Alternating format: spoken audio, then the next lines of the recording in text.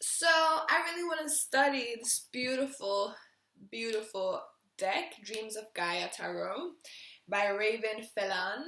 And actually, I was just going to do a regular schmegular reading, but I want to kind of get more. I want to have more meat on my bones within this tarot. Why is the video so laggy? Hopefully, I feel like I should end it here. It's sorted now. Thankfully it wasn't laggy in the video, so I'll just leave that. So what I'm gonna do is that I love this tarot deck so much. Number one, because it's huge. I personally love when the images are big. More in theory though than I do in actual practice, because when you're working with it, it's easier to work with a smaller deck. It's less straining. But I do, wow, okay. Did you see that? And guess which element that was? It's that fire. It'll burn slow, casually, gradually, defying gravity as I let go. No. Ace of Fire with the Father. I am your father. And he has this staff of fire. You see that? Amazing. Okay, let me just see what I get from this. So I'm getting that it's in a relation with my, I'm hearing initiation, and I'm seeing 1212 right now on the clock on this beautiful Wednesday, the 21st of October 2020.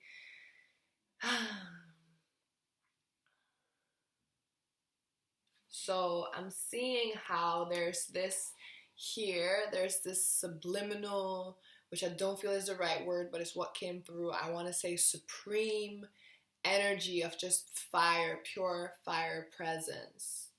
And then there's this man who has this staff that's glowing with fire, and it's, for me, I feel it's the presence, it's the potency of this in that.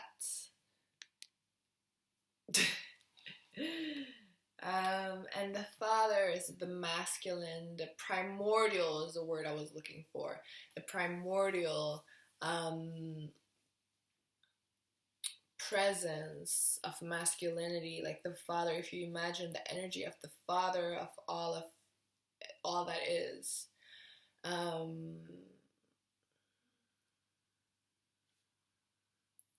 The seed carrier.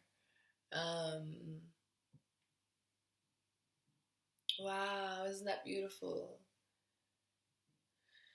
I just thought about how the men carry the seeds, and the women carry the space, and there's this vulnerability of the seeds, which is why it's so sensitive, I think, because he has to stay protected, and so the man, like, physically experiences this pain as a reminder of how cherishful the seeds are. And the woman bears the space for the baby, right? And she also gets very protective of her baby and her belly, and it's beautiful.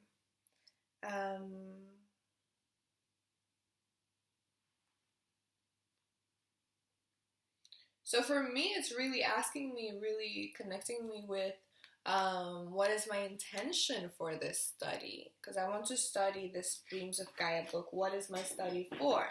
What is my intention? So, what is my intention? My intention is to become more, get more well-versed with the reading, more fluent with the language of the tarot, specifically this deck, but also with all the decks that I have, to be able to speak the language more fluently, because it's a language, it's like when you get a new game and you start playing it in the beginning, it takes some time to really get fluent with it. So I want to practice getting fluent and gain further insights, clarity, have fun, enjoy it,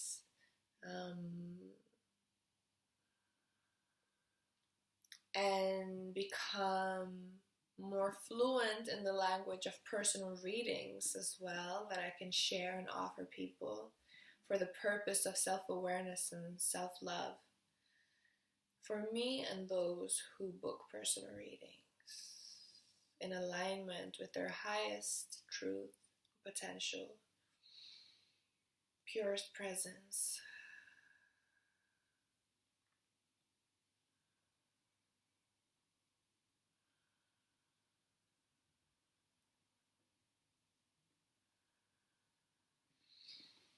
Beautiful. I love that. Thank you, beautiful deck, for inspiring me to really connect with my intention for this. It's an important thing.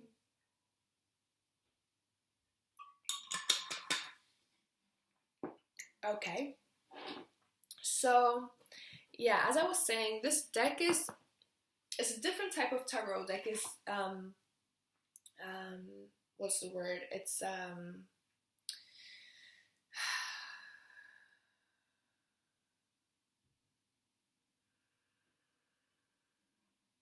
It's built in a non-traditional way, which I really love. I love when things are unique and authentic to the individual and also universal, because it just, for me, represents how we are part of the whole. When we are truly our true self, people can relate with us, truly, when they relate with their true self, because truly we are all one. It's so beautiful. So here you can see the major arcana is all here, and then you have earth comes first with this, then comes air, then comes fire, and then comes water, which is beautiful in itself. So I'll read the introduction. Dreams of Gaia Tarot is for those who desire unity within themselves. Yes. Their relationships. Yes. And with heaven and earth. Yes, yes. It is for those who wish to explore and develop a keener understanding of self, as well as those who seek to commune with the spirit realms and the divine. The philosophy of the cards is simple: to seek, to feel, to grow, and to heal. So I wonder if to seek is earth, since earth came first, to feel is air, and then to grow is fire, and then to heal is water. That doesn't resonate with me as like a logical or the most obvious choice, and correlation with elements is not what she's making out to be either. It's just me trying to play around with it. If I were to categorize or connect each of these four with the elements, which I love, the number 4 is an elemental number. It's a foundational number. Tables usually have 4 legs. Chairs usually have 4 legs. It's very foundational, stable, secure type of energy. Our DNA has 4, is it codons they're called, to create, to make up one DNA. Wait. It's like the A, the G, the T, the C, I think. Been a minute since I went in there, but it's just for me at least. 4 is a very foundational number. You have all the directions: north, east, south, west. So to seek, to feel, to grow, to heal. I would connect to seek with air, to feel with water, to grow with fire, and to heal with earth.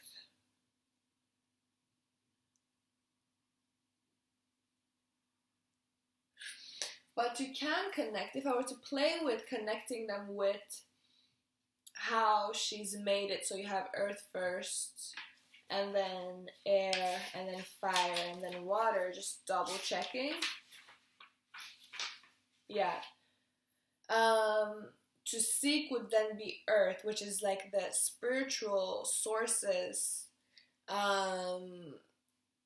experience of seeking experience, seeking expression, seeking entertainment, seeking joy, play, right? When source becomes human, is seeking something new, a new experience, adventure, play, joy. That's my perspective.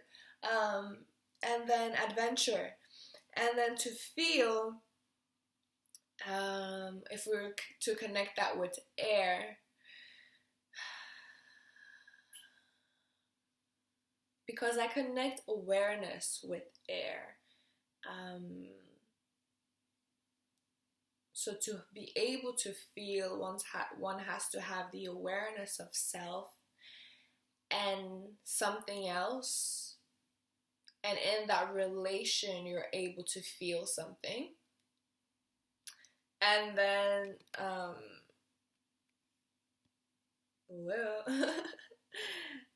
to grow fire, I connect fire with the sun and the plants growing towards the sun, something to grow and reach towards. There's also spiritual growth, how source experiences growth through us, through everything that is, the plants, the mere presence of existence. There's a growth, there's a spiritual growth, a spiritual evolution. It's beautiful. Expansion, experience. And then to heal with water, I mean, the nourishing beauty of water, just laying in water, in a bath, feeling water run over you, in the shower, drinking water, the flow of blood through our bodies, and how that is, it facilitates this beautiful suit of flesh that allows us to be in this experience as we are. It's beautiful. Okay, let's see what Ravynne says about these. And you can see this beautiful image here. I'm going to share this on joining a journey of self-education, since I know Kenneth has started playing with the tarot as well. So hopefully you'll enjoy this. Let me know. Let me know. Seek. Reveal the answers to the questions within. Learn who you were, who you are, and who you wish to be. The tarot will help you communicate with the divine and your inner self, know your conscious mind, and explore the unconscious forces, the hardwired beliefs and patterns that influence your behavior and choices. Knowledge is power. Self-knowledge and awareness are the keys to empowerment.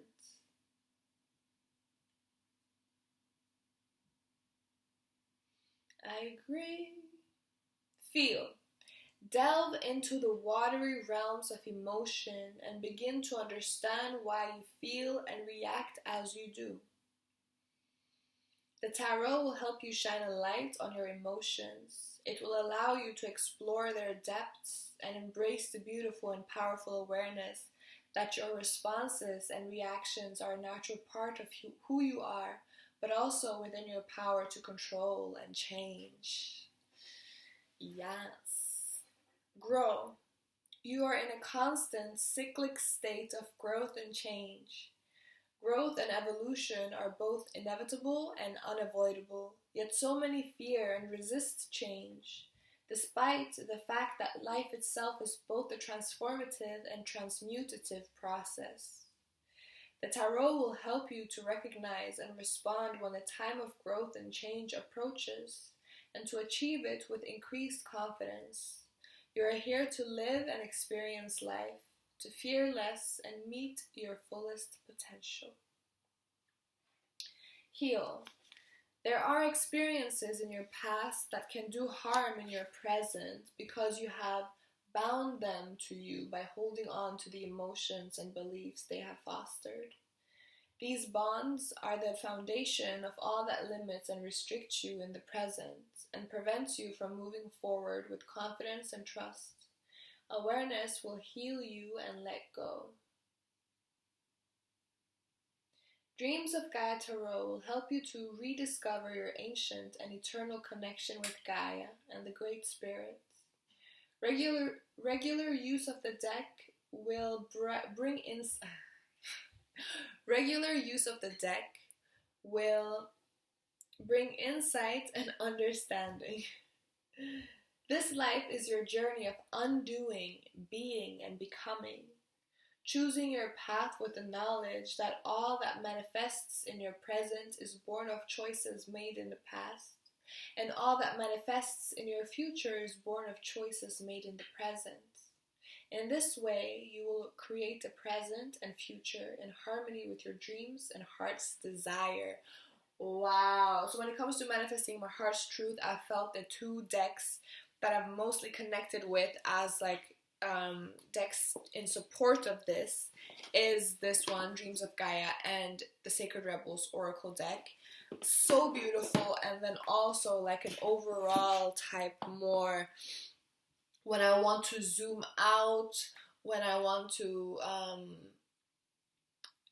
the Dreams of Gaia I feel is more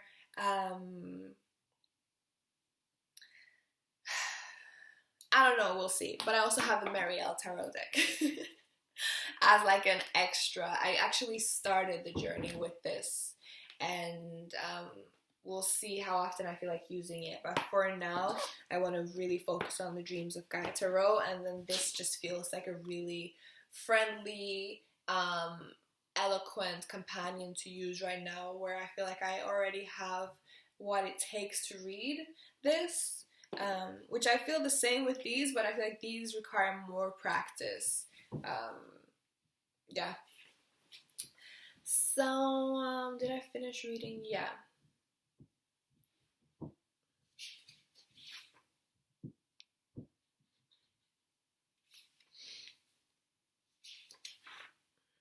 The deck structure, this is where I want to go. So, Dreams of Gaia Tarot is made up of 25 card Major Arcana and has 56 card Minor Arcana, comprising of 4 elemental suits of 14 cards.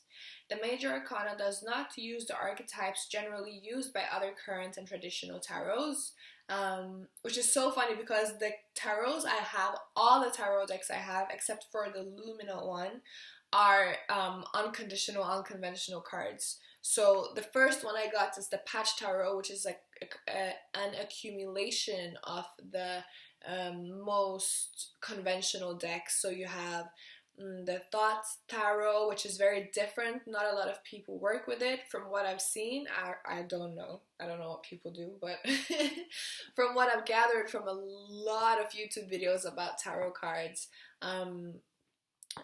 people may have this experience of either they like it or they don't. I think the creator of the deck is controversial. I don't know.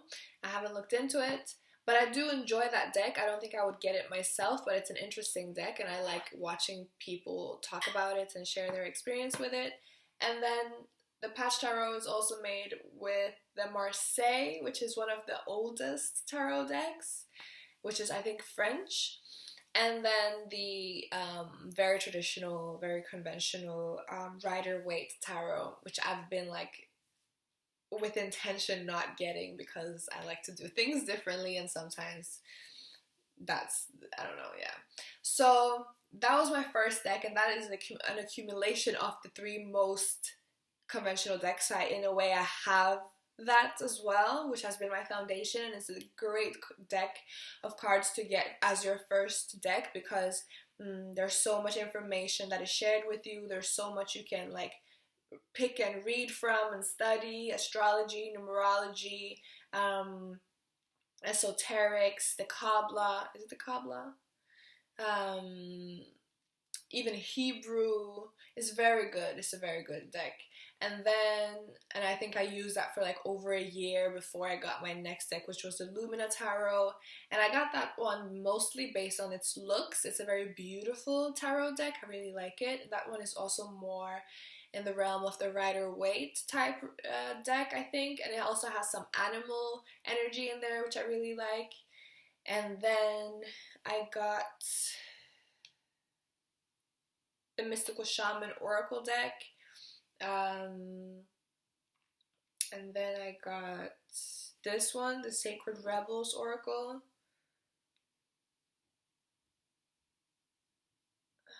And then I got the Dreams of Gaia. And then I got the Mary L, which my journey with this deck has been, like, when I first saw it, it was like, oh, no. No. One of the cards I liked the least, which is the 9, is it the 9 or 10 of Cups, with a baboon, I really didn't like when I saw it in YouTube videos, but I kept watching videos about the deck. There was just something about it that was so intriguing. And then I ended up getting it, and now that baboon card is one of my favorite cards. Like, it still gets me, and I like that this deck is not just pretty. Like, it has a lot to share when you're ready for it, you know, and you'll appreciate it. It's like when someone tells you the truth because they love you, and you eventually, maybe you react to it or respond to it here and now, but then eventually you see and you appreciate the fact that they do love you, and you see that they were sharing what they were sharing from their heart's truth, like with pure intention. So that's what I get with that Marielle Tarot. Yeah, and so this tarot, like I'm saying, has a different type structure. The Marielle Tarot has the same structure, but it's not the traditional meanings of the cards. Like, she's gone more archetypal, more expansive, more alchemical. Like, it's an alchemical type of deck, I would say. Okay, so, and it's such an accumulation of wisdom and different religions, different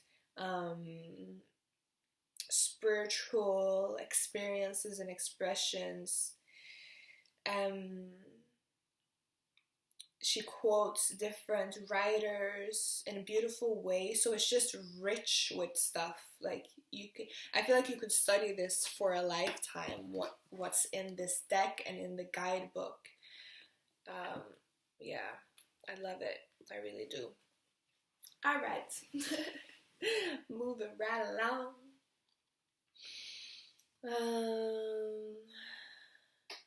So the major arcana does not use the archetypes generally used by other current and traditional tarots. However, it still embraces many common archetypes. For example, the Empress and Emperor have been replaced by the Mother and Father, while the Healing Priestess and the Hierophant have been replaced by the Crone and the Sage. So the Empress and Emperor, you know what? You know what I want to do? I want to play. I want to organize all of these cards, and I want to do it in a way so you can see what is going on. Let's see. I feel like I should get my other camera.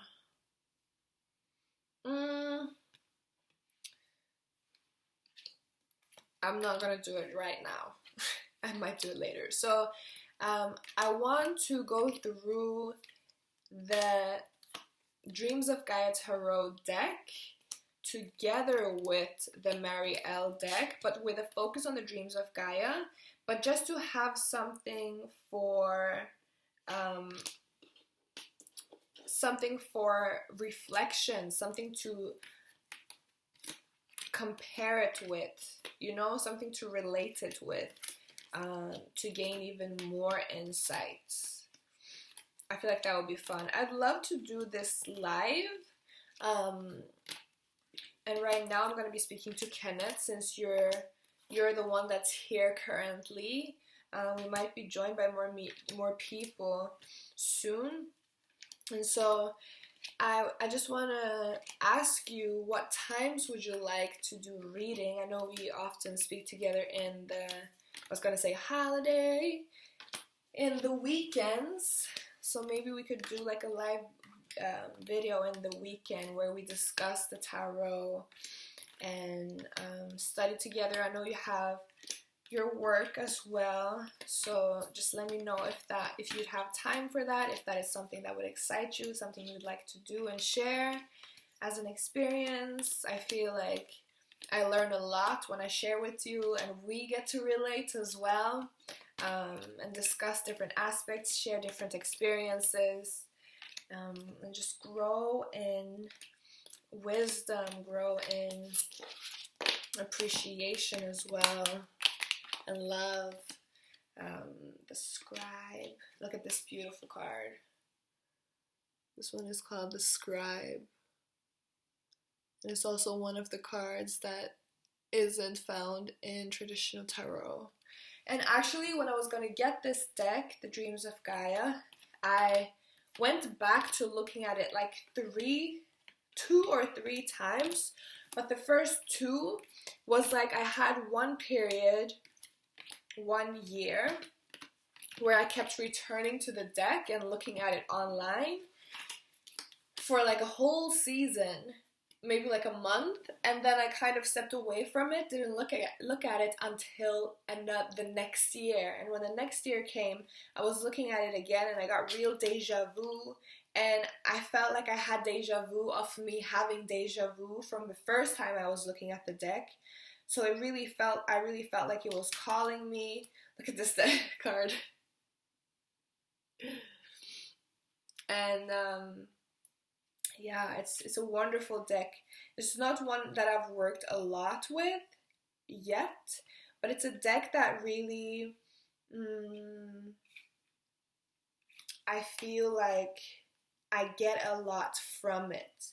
Even though the times that I've spent with it aren't the longest, what has been within the time has been abundant. So let's see, just organizing all the cards here. I think I'll end the video here, finish organizing, and then come back with everything ready. Yeah, I'll do that. Alright, we're back. So a couple hours later, let's talk about the Empress and the Emperor that have been replaced by the Mother and the Father. So we have the Emperor and the Empress from a closer to traditional tarot deck, the Mary L. You can see the Emperor there, number 4, and the Empress number 3. I think traditionally the Emperor is number 3 and the Empress is number 4. Beautiful cards. There we go. And from the Dreams of Gaia, we rather have the Mother and the Father.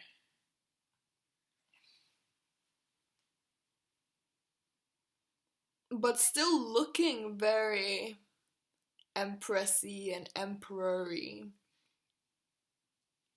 right?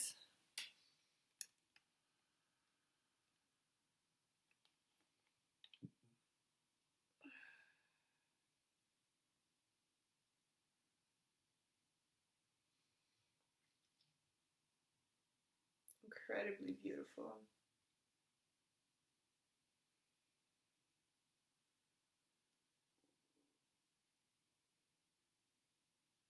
So beautiful. Okay, so I'll show you the rest since we're here. So then there's also the High Priestess and the Hierophant, which is often feminine and masculine, but doesn't have to be always. Here you can see it's both feminine. And this is from the original, the first edition of the Mary L. She's changed these 2 cards in the newer editions.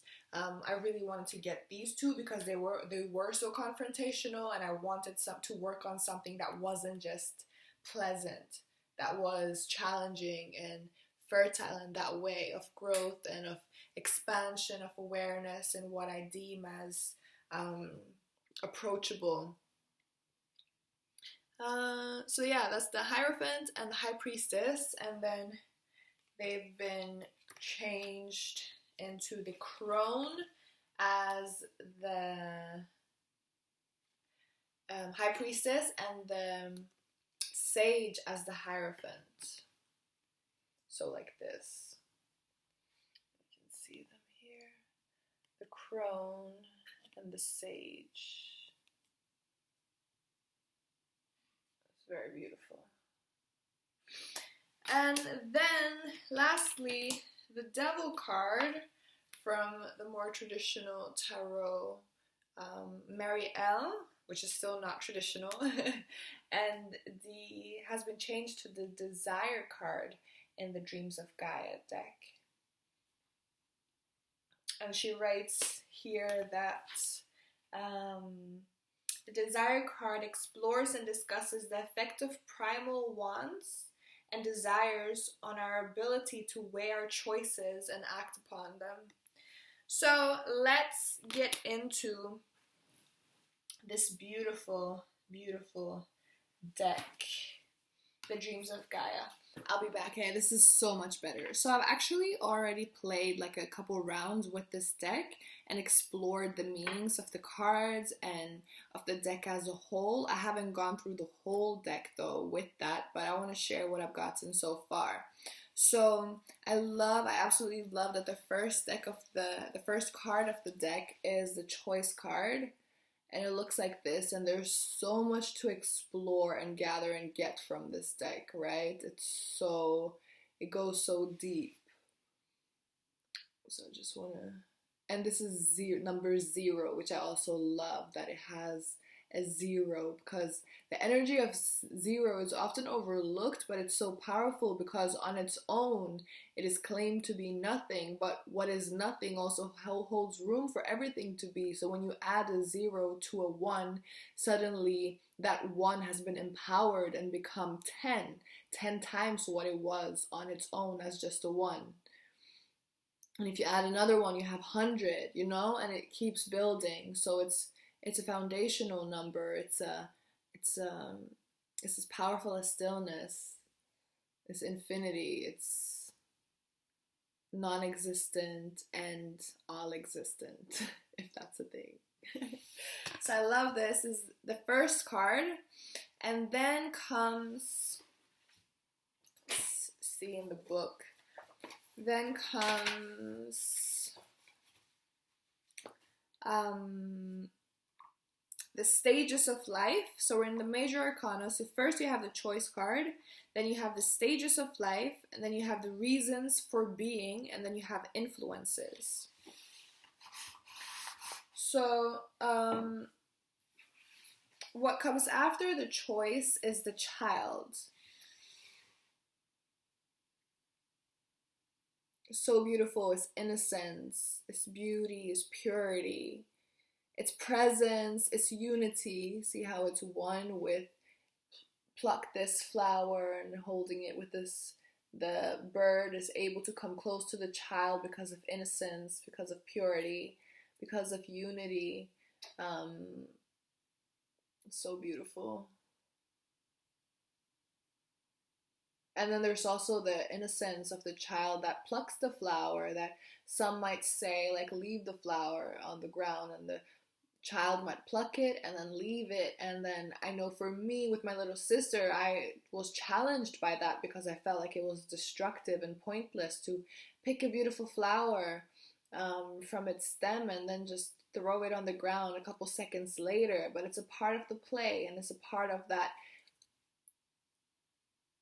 how there's creation and destruction, how nothing is ever really wasted. There's the wisdom of how to move with things in a way that's most efficient and creative. Yeah, so it's a lot to get from this beautiful card. The child, and then we have the maiden, yeah. And I remember when I was playing with the etymology, this is so beautiful, it looks like a painting from the video. I remember when I was playing with the etymology of the maiden, I saw it as her who made the den, like the creation of the den. So you have the purity, the pure presence being of the child that is represented in the child, the just beingness, playfulness. And then you have the creation of the den, like the creation of the space that you work within, that you live within, that you are in. And you can see that there's still this connection with nature. There's still this presence with nature. It's evolved. And you see how this isn't yet, it's in physical manifestation, but it could also be just spiritual. Whilst here, like, there is some physicality here with this, that there is some creation, there's the potential, and there's also the history is what I get from these pillars. But it's also like a chopped off pillar. So again, that's what's connecting me with this destruction and the creational destructive energy. And then here it's like pure being in nature. You see the roses that have come to form within the physical realm, within the physical being, and the making use of the what was plucked. But here it's also made use of, you know. There's still, even though it's been plucked from the stem, the hummingbird is still able to connect with it as a flower. Like, it's not taken away by being so-called disconnected from the stem, so-called disconnected from the root. And I'd connect that with when people feel lost, or when people aren't consciously connected with their soul, they might be perceived as being disconnected, but you're never truly disconnected, you know? So beautiful. Yeah, I love this deck. I really do. But I definitely have to be in the mood to work with it to be able to get as much as I'm getting from it right now. Then the next one we have is the youth.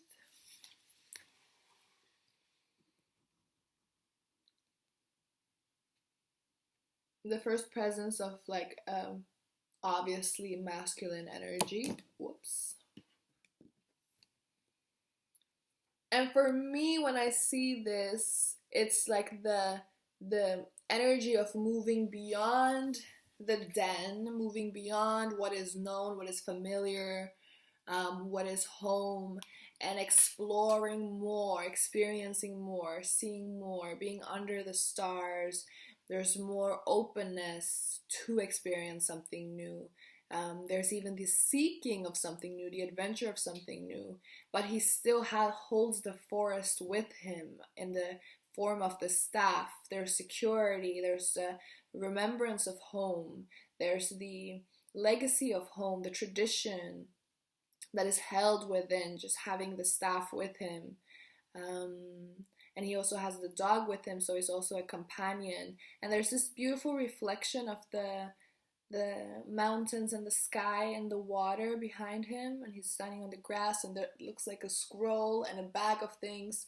So here it's more being within, whilst here it's more moving with what was within and taking it with you on a journey. So again, that masculine feminine of being held within a space, and then moving through the space and exploring more and creating more. So that's the youth. And that's like very archetypal of how when we reach a certain age, we start exploring more of what life has to offer. We begin to see that our parents don't hold out all the answers, and that there's more to life than what we've had in our experiences so far. And we begin kind of getting to know our individuality. But there's still this connection, hopefully. Sometimes there isn't, but it always is. But sometimes there's this desire to disconnect from what is known, to really open up to a world and to yourself in a way where you feel free, where you feel like you can expand and really get to know yourself, get to know life. Yeah, it's the energy of the youth. The youth. And then comes the mother. So we're still within the stages of life. The beautiful mother. It helps to cover the lights with my hair.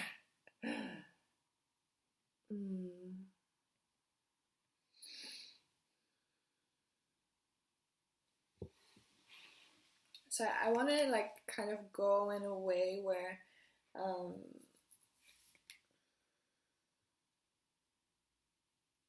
double check that I have the right numbers. Yeah, this is number 4, the mother.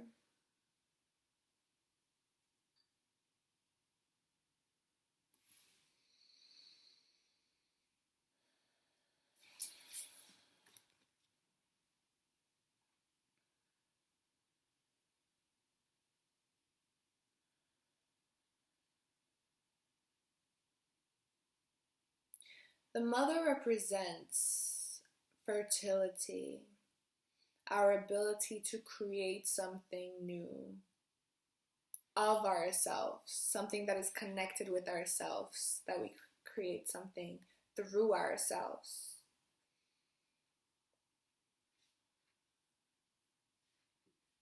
You can also notice that she has made use of the staff further with this crystal, or like something that looks like the moon on top of it. There's a snake coiled around it. And if you look at her head, she still has this flower. Now the flower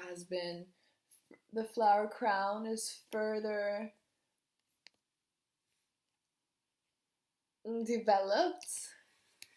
developed further, and has what looks to be like antlers on top of it. So for me, that represents experience. It represents lifetimes, like those antlers that you find. I don't know how often you found them. I think I found like a couple times, once or twice, when I've been in nature deep enough to actually find antlers of animals or animal skeletons, and how that represents past lives, past physicalities that have moved beyond the physical now, that once were here. And it represents experience, life experience. It represents, like I said, lifetimes. And so with the mother, there's this presence with the crown. It's like she's crowned herself with experience, which we do when we move within the inner realms, what feels like home, the outer realms, what is still home, but it's a new experience of home. It's a broader, more expansive. So there's this masculine, feminine, in and out, the breath that we take, the heartbeats that go up and down, this contrast that creates movement and evolution and experience. She's at home with herself is what I see. She's reflected. She has her, like, there's I feel wisdom with the staff. When you just think about a staff and a wizard, I don't know, for me, I connected with wisdom, and how it's reflecting and looking like her belly. So there's wisdom reflected in her own ability, her own inner knowing, her own intuition, her own presence. And then there's a turtle on the floor there. Absolutely love turtles. And there's some water on the ground. You can see here.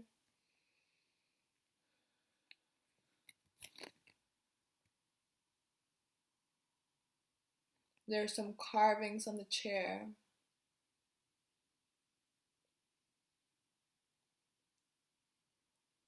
And there's a butterfly there. I also get a sense of like seclusion, because how the trees are covering, there's like covering energy, encompassing energy, which I connect with the feminine and water element of when you go into the water, you're encompassed by the water. It's the same as when you're a baby and you're within the womb, you're growing within the womb. There's this nurturing, encompassing safety that is provided, that is present, that keeps you, that holds you, that embraces you. It's beautiful. It's the ability to birth as well, of course.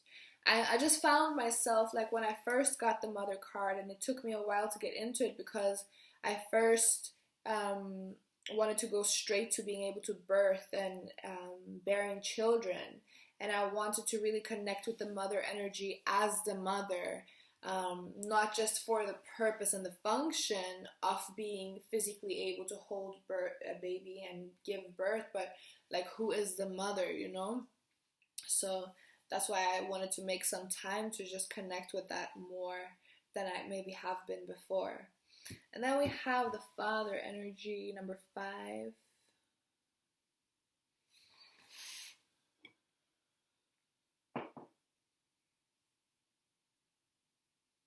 You can't really see that much of this, but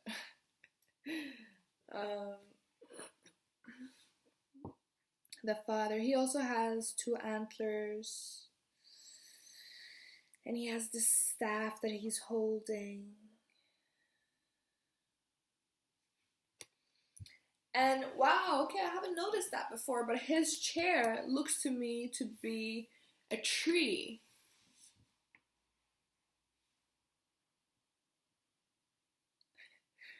You see that? It looks like his chair is made within a tree, like on a tree, whilst this one, to me, looks more, the mother looks more like it's like stone, but it also looks like a tree, kind of looks like petrified wood when it's turned to stone, whilst this one still looks like it's wood.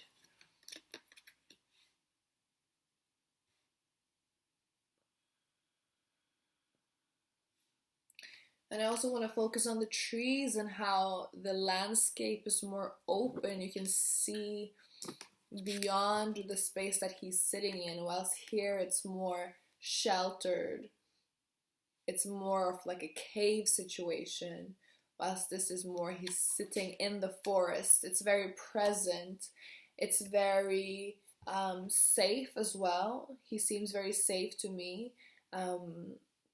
There's still this unity with the feline. I don't know if that's a cougar or a puma sitting with him. There's focus. Look at how the eyes are really looking towards whoever's watching. So I feel very like this energy of focus.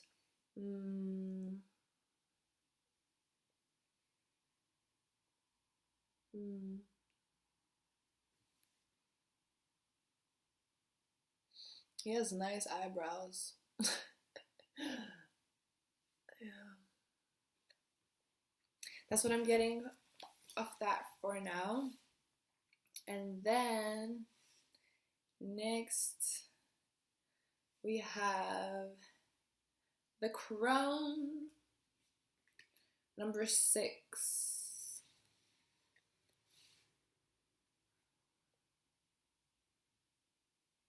And for me, the father also seems less settled than the mother. The mother seems to be more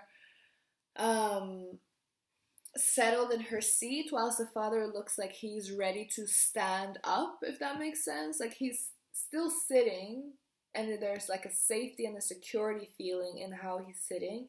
And at the same time, there's also this readiness, this energy of readiness. Yeah.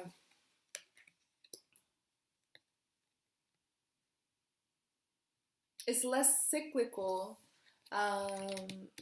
just in connection with the antlers on their heads, how the mother has multiple smaller antlers, whilst the father has 2 big antlers. So there's more like the experience within, like how the experience grows, whilst for the feminine, and this is not all beings have both masculine and feminine principles, energies within them, because we're made from man and female, so it's all within us. So it's like the masculine energy of the father has this growing energy, how the antlers, there's 2 antlers and they're growing and they keep growing and they keep growing, whilst the feminine energy has more of this like growing and shedding, this cyclical, like the moon growing full and then new moon, dark moon, and then full. And then we have the crone, which here, with the mother, the moon, what can be seen as the moon is whole, whilst here there's like a darkening of the moon. The new moon is approaching, the dark moon is approaching from in here. So there's a cave, there's, for me, a sense of self-awareness, because this is very much reflecting a yoni. There's creativity, self-awareness, self-mastery with how this is reflecting the yoni, and this is reflecting kind of like the seed or semen, and how there's this ability to create on your own. There's a detachment, a individuality, independence energy I'm getting very strongly from this. Let's see. Yeah, walking your own path, being true to yourself.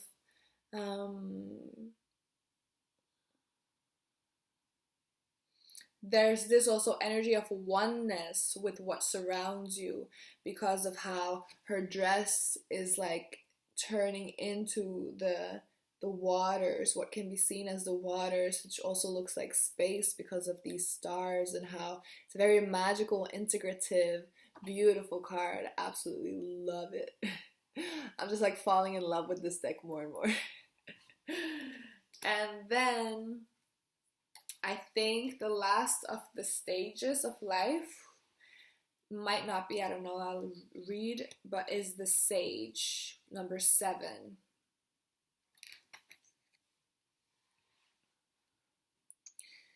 So beautiful. You got the wolf, you got the owl, you got the staff. You can see here the staff has really grown to even fuller, which can represent the spirit, the spiritual development and growth, the presence of self.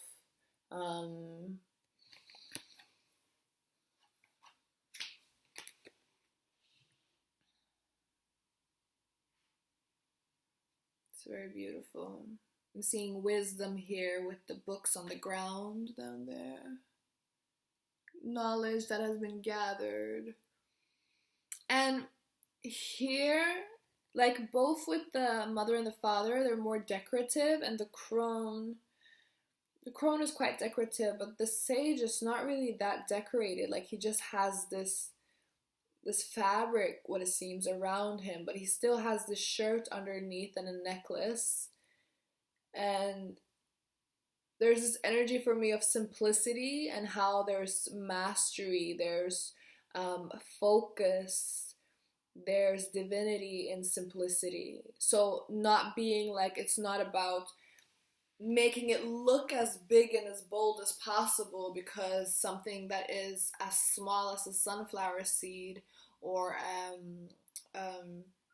what kind of trees have small seeds? I think oak trees.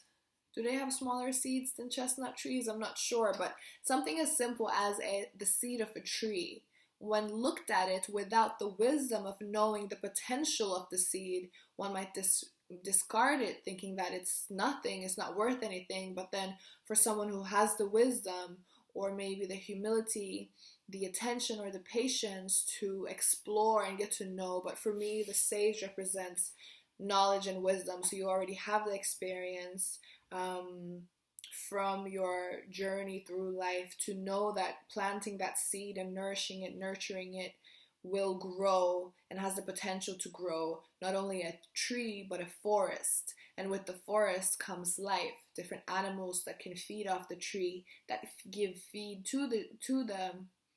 that can feed off the forest, and that give food to the forest through compost, right? What giving and then receiving.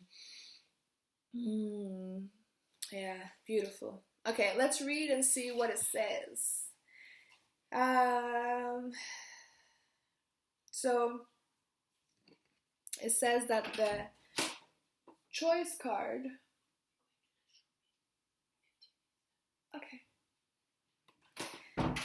is the single most important card in the deck, for the very premise of Dreams of Gaia is that everything comes back to choice. It's one of the major reasons why I got this deck. All that we are and all that we become is governed by the choices that we and those around us make, and how they in turn create and influence our reality. Stages of life. So there are 8 stages of life based on principal archetypes and events. The child, the maiden, youth, mother, father, crone, sage, and then, so beautiful, death and rebirth. Regardless of gender or age, we all possess these archetypal qualities, and we are all bound by the cyclic nature of beginning and ending, creation and destruction. These cards represent moments and events that shape our lives and innate facets of our nature that have an influence on our environment, our relationships, and how we perceive the world around us in general. So let's just have a beautiful look at this amazing card. And I love that it came at the end of these stages. I think Ravynne has done an amazing job with this deck. It really unfolds and has more to share with you. I think every deck everything does. Yeah, I love it. So Death and Rebirth is number 8. Isn't it beautiful? You have this infinity sign. It begins with 0, and then you have 8 as the beginning and the end. So beautiful.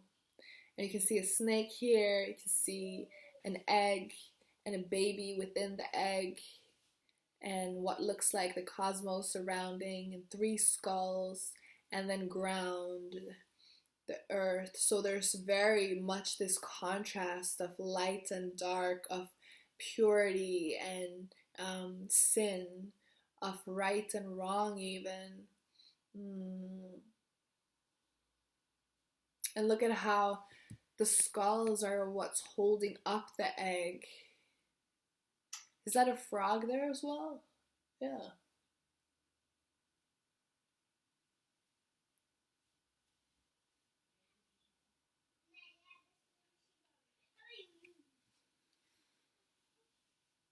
So beautiful. So I'll end the video here for now. Hopefully you enjoyed it and would like to see more. I would love to share more. So I'm going to be sharing this on selfunity.com/ patreon.com/selfunity on the join a journey of self-educating.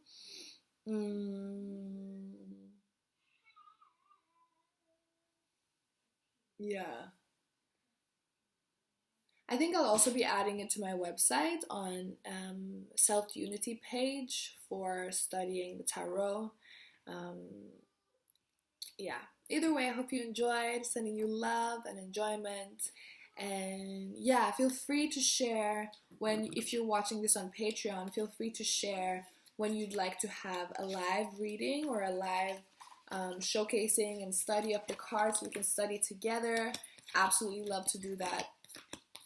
And I'll probably be sharing links also for the lives on my website page as well, Self-Unity. I'll share the live so that you can still watch the lives, but yeah, the best way to share when you would like the live to be and actually schedule when we hold the live would be if you join the Patreon tier of joining a journey of self-education. All right, sending you love. See you when I see you.